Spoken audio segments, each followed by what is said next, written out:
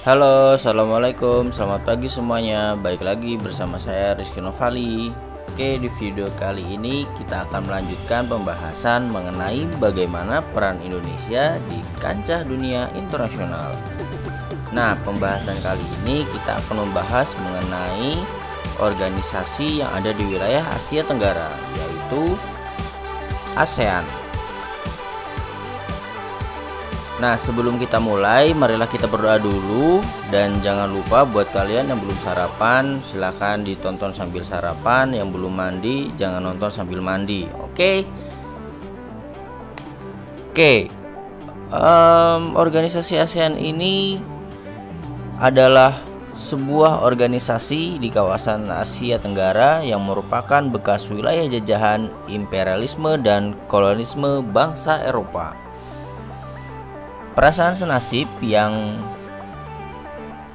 merupakan bekas negara jajahan membuat beberapa negara di kawasan Asia Tenggara berinisiatif untuk membentuk kerjasama antar negara di wilayah Asia Tenggara. Oke, kita lanjut pembahasannya. Nah, apa itu ASEAN? ASEAN adalah Association of Southeast Asian Nation, di mana untuk hari ini ASEAN memiliki 10 anggota negara. Kita balik ke tahun 1967 di mana ASEAN pertama kali terbentuk. Di sana ada 5 negara, yaitu Singapura, Indonesia, Malaysia, Thailand, dan Filipina.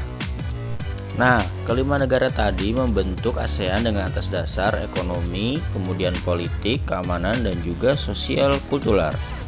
Di mana ketika setelah Perang Dunia Kedua, negara-negara sepersamaan nasib ini mereka menjaga kestabilitasan di dalam wilayah kawasan Asia Tenggara. Nah, akibat Perang Dingin ini, kawasan Indochina banyak sekali ketegangan keamanan di sana. Nah, semenjak tahun 1995, negara Vietnam, Laos, Myanmar, Kamboja menyusul masuk ke organisasi ASEAN dengan negara-negara yang sudah menjadi anggota ASEAN sebelumnya.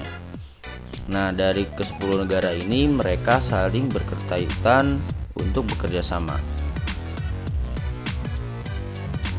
Nah, mulai tahun 2000, kawasan ASEAN masuk ke dalam pasar bebas yang menghubungkan mereka dengan wilayah India, Cina, juga Australia, New Zealand, dan lainnya. Nah, berdirikannya ASEAN sendiri diantaranya mempercepat pertumbuhan ekonomi, kemajuan sosial, serta kebudayaan di wilayah Asia Tenggara. Kemudian meningkatkan stabilitas dan perdamaian regional, karena ketika itu sempat terjadinya konflik di wilayah kawasan Indochina. Kemudian ada juga meningkatkan kerjasama aktif serta saling membantu satu sama lain dalam masalah-masalah kepentingan bersama, yaitu di bidang ekonomi, sosial, kebudayaan, teknik, ilmu pengetahuan, dan administrasi. Ditambah lagi saling memberikan bantuan dalam bentuk sarana-sarana latihan dan penelitian dalam bidang pendidikan, profesi, teknik, dan administrasi.